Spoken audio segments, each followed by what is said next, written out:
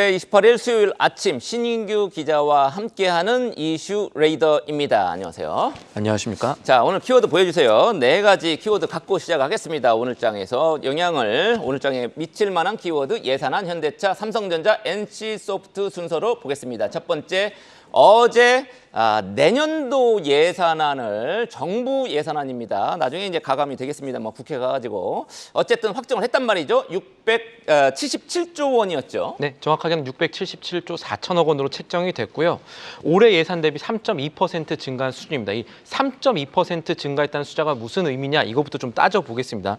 상당히 낮은 수준의 예산 증가율입니다. 정부가 생각하는 명목 성장률, 경제 성장률이 아니라 경상 성장률이라고도 하는데 물가 상승치를 고려하지 않은 이 성장률 예상치가 4.5%입니다.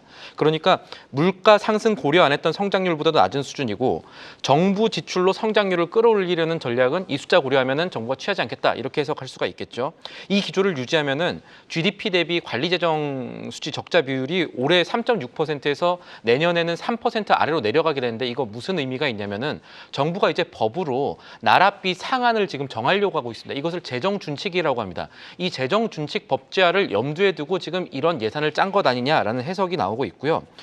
당초 시장의 관측은 예산 지출 증가율이 한 4.2%, 그러니까 4%를 넘을 것으로 봤는데 이번에 3.2%라는 숫자가 나왔죠. 쉽게 얘기하면 정부 정책 등의 요인으로 들어오는 돈이 줄어드는 상황에서 나가는 예산을 최대한 억제하는, 그러니까 짠돌이와 같은 정책을 정부가 2년 연속으로 추진하고 있다 이렇게 볼 수가 있겠습니다. 네, 지금 내수가 조금 부진해서 뭐 걱정하시는 분들도 일부 있긴 합니다만 네. 하여튼 전 정부 때 너무 많이 국가 부채가 늘어서 그걸 많이 의식하는 게 아닌가 이런 생각도 드네요. 어쨌든 윤석열 대통령이 내일 오전 10시에 국정 브리핑 한다니까 거기에서도 일부 이런 관련된 내용이 나올 가능성이 있겠습니다.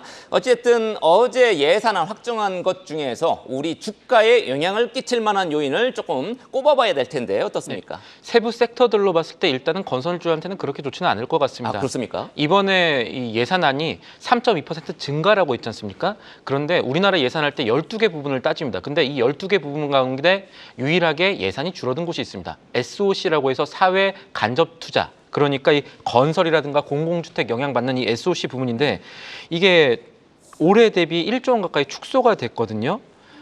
아마 이렇게 되면 건설 분야의 민간 투자가 좀 위축될 가능성이 있다 이렇게 볼 수가 있겠는데 일단 정부 설명은 그동안에 대형 사업이 종료된 영향이 있다라고 하지만 세부적으로 보면 올해 5천억 규모였던 가덕도 신공항 예산이 9,600억 원대로 늘고 뭐 대구 경북 공항이라든가 정부 정치권에서 힘을 쏟는 예산은 조금 늘어난 걸 감안하면 상대적으로 민간 투자가 같이 들어가야 될 이 토목이라든가 SOC 인프라 투자는 좀 안 좋겠다 이렇게 볼 수가 있을 거고 특히나 이제 업계에서는 어떤 얘기 나오냐면은 아니 SOC 예산이 이번에 좀 25조 원, 26조 원 나와야 되는데 그보다 줄어들어서 좀 실망스럽다라는 얘기들이 좀 나오고 있습니다. 그리고 또 하나 좋은 것들은 살펴볼 게 이번에 보건복지부 예산이 7.4% 정도 늘었고요.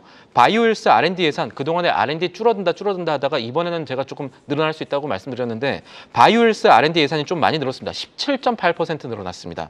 그러니까 특히나 우리나라 중소 바이오 기업들 같은 경우에는 기대를 해볼 만한 구석이 있는 거고 특히나 보건복지부 저출생 예산 늘어났다는 것은 이게 어떤 패턴이 있었느냐면 지난해 예산안 규모 나왔을 때도 아가방 컴퍼니 같은 저출생 관련주가 예산안 나오고 상승세를 펼쳤는데 이번에도 같은 흐름 나올지 지켜볼 부분이 될 것이고요. 마지막으로 하나만 말씀드리면 최근에 이 전기차 화재라든가 이런 것들이 예산안에도 반영이 됐습니다. 전기차 안심 충전기를 좀 늘리자. 당초 9만 개 수준으로 확충할 것으로 알려졌는데 9만 5천 개 확충하겠다 뭐 이렇게 하면서 관련 예산도 많이 늘렸습니다. 그러다 보니까 지금 충전 관련주는 좀 미리 움직였는데 충전 관련주는 살펴볼 점이 이게 재료 소멸로 인식될 가능성도 있다는 겁니다. 그래서 어제 예산안 나오고 장 막판에 이 중소형 충전 관련주들이라든가 전기차 충전기에 이름 새길 수 있는 뭐 한빌레이저, 제일일렉트릭 이런 관련주 주가들은 조금 내려갔다라는 점도 함께 보시면 되겠습니다. 네, 주식시장이 너무 빨리 움직여요. 실적 네. 아직 찍히지도 않았는데. 자, 두 번째는 현대차 CEO 인베스터 데이가 오늘 예정이 돼 있습니다. 오늘 오전에 하죠. 맞습니다. 여의도 콜레드에서 개최가 되고요. 이게 현대차 투자자들뿐만 아니라 이 관련 차업계 투자자들 그리고 전반적인 우리 증시 분위기 살필 수도 있습니다. 왜냐하면은 최근에 이 정부 기조 밸류업이라든가 이런 것들을 가장 충실하게 따랐던 기업들 중에 하나가 현대차인데요. 현대차의 이 인베스터 데이라는 거는 여러 가지 사업 전략뿐만 아니라 주주환원 전략 나옵니다. 지금 시장에서 가장 많이 보고 있는 거는 아마 배당 성향도 좀 늘릴 수 있지 않을까? 그동안에 돈도 잘 벌었으니까 이런 거였는데 뭐 기아도 늘렸으니까 현대차도 늘리겠죠. 맞습니다. 지난해 이 2023년 4월이었을 거예요. 그 현대차가 배당 성향 25%로 늘리겠다면서 시장이 이제 활황을 맞았는데 이것도 올라갈 수 있지 않을까?라는 기대 심리가 시장에 있는 것이고요. 또 하나 봐야 될 것은 이 최근에 전기차 캐즘 영향. 그러니까 전기차를 사람들이 덜 사게 되면은 어떻게 기업이 입장을 취할 것인가? 하이브리드 차를 더 만들면 되지 않을까? 전기차 대비 하이브리드 차의 비율을 높이면 되지 않을까에 대한 기대가 있는데 이런 것들을 현대차가 슬기롭게 내놓을 수 있을지가 관건입니다. 아마 시장에서 보는 관건이라든가 증권가에서 보는 관건은 북미의 이 현대차 메가플랜트에서 생산하는 하이브리드 차 비율을 조금 늘리지 않을까? 그런 얘기들이 나오지 않을까에 대한 기대 심리가 있습니다. 이런 것들도 아마 확인될지 봐야 될 거고 또 하나 봐야 될 거는 인도 법인 최근에 이 현대차 주가에 대한 기대 심리 중에 또 하나의 요인이 되는데 이 인도가 지금 그래도 잘 나가고 있는 시장이거든요. 여기에 현대차 인도 법인 IPO를 어떤 규모로 하고 어떻게 재투자를 하고 재투자해서 남는 돈은 또 주주한테 어떻게 갈 것인지 이런 부분들에 대해서 지금 시선이 집중되어 있고 여기에서 만약에 시장의 예상을 충족하는 혹은 그 이상의 계획을 내놓는다면 또 한 번의 좋은 발판을 마련할 수 있을 것이다 라는 부분도 생각해 볼 수가 있겠습니다. 요즘 현대차가 뭐 내연 엔진차뿐만 아니라 수소차, 하이브리드카, 전기차 이런 다양한 이 포트폴리오가 아주 네. 제대로 구성이 돼 있어서 좀 유연한 전략, 노조가 조금 경직돼서 그렇지. 지금 사업 구조 자체는 조금 유연하게 여러 가지 이제 재편할 수 있는 가능성이 있어 보입니다. 오늘 인베스터 데이에서 관련해서 전기차와 하이브리드카 전략도 오늘 살펴볼 부분이다. 이렇게 얘기를 해줬습니다. 네.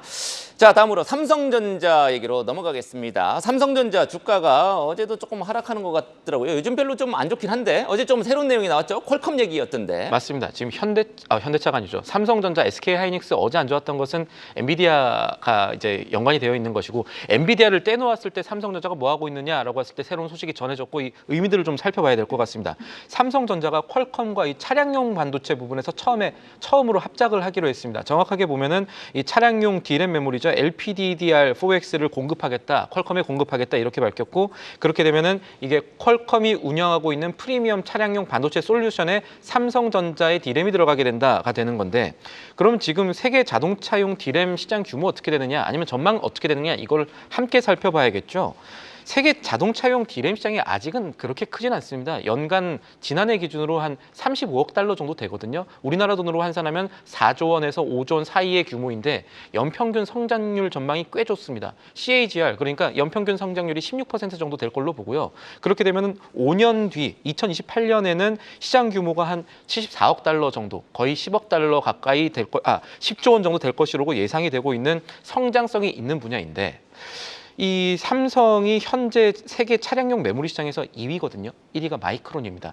그런데 퀄컴이 이 차반도체 시장에서 잘하고 있으니 여기에 삼성 부품 들어가면 이 판도도 변하지 않을까. 그리고 점점 늘어난다는데 이 판도가 바뀌게 되면 그래도 좀 기대할 수 있는 부분이 있지 않을까라는 심리도 살펴볼 부분이 되겠습니다. 그렇군요. 지금 한 2, 3개월 전에 삼성전자 CEO들이 잇따라 자사주를 막 샀었어요. 그 흐름도 보셔야겠죠. 이 시간에 이제 전해드렸었는데 그때 75,000원 뭐 안팎이었던 것 같은데 그 위에 이제 삼성전자 주가가 막 뛰었거든요. 85,000원까지. 네. 그때 이제 조금 아쉬웠다 이렇게 생각하시는 개인 투자분들 많았는데 다시 75,000원대로 왔습니다. 지금 어떻게 하시겠습니까? 이게 고민하셔야 될 것 같고요. 자, 네 번째 오늘 NC소프트 머리가 조금 아프죠. 그동안 주가가 너무 많이 떨어졌습니다. 크래프톤하고는 완전히 다른 행보를 보이는 게임주인데 NC소프트 오늘 빅 이벤트 예정돼 있죠. 빅 이벤트입니다. 그동안에 이 NC소프트한테 씌워져 있던 나쁜 이미지를 좀 씻어내 줄 수 있을까에 대한 기대가 높기 때문에 이 호연이라는 작품, 호연이라는 신작이 갖고 있는 무게감이 꽤 큽니다. 호연이라는 게 NC소프트가 개발하고 있는 수집형 MMORPG입니다. 그러니까 MMORPG라고 하면 옛날 뭐 리니지 같은 거 생각하시면 되는데 왜 앞에 수집형이 붙었나 이걸 봐야 됩니다.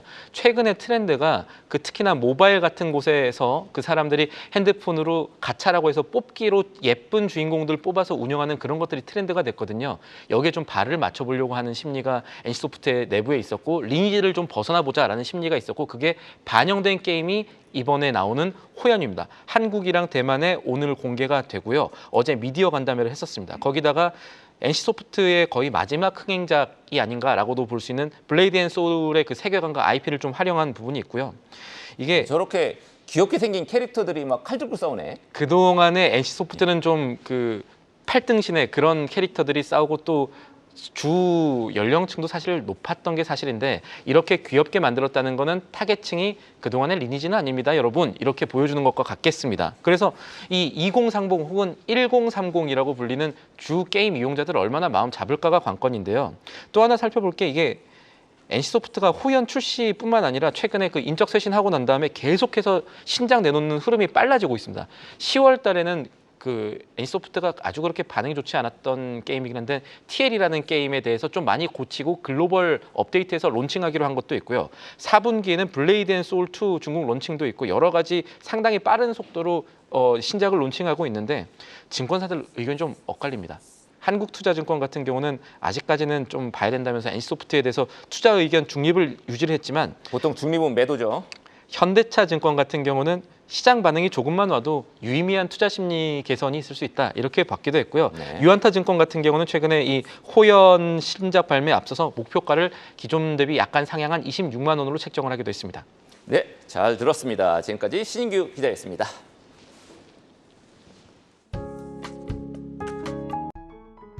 계속해서 다양한 경제 이슈를 알고 싶다면 구독과 좋아요, 알림 설정 부탁드립니다. AI 캐스터 권미정이었습니다.